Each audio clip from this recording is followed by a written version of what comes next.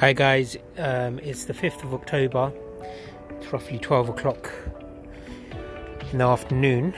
I'm going to do a bit of husbandry by cleaning around the hives and stuff and taking the treatment which I put in on the 12th of September for the varroa mites.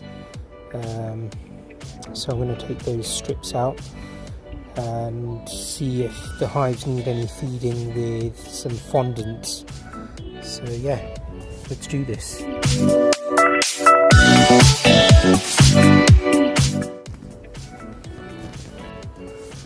So yeah, this hive there made a proper mess inside. Started building up comb and storing fondant and stuff and sugars, and had to get rid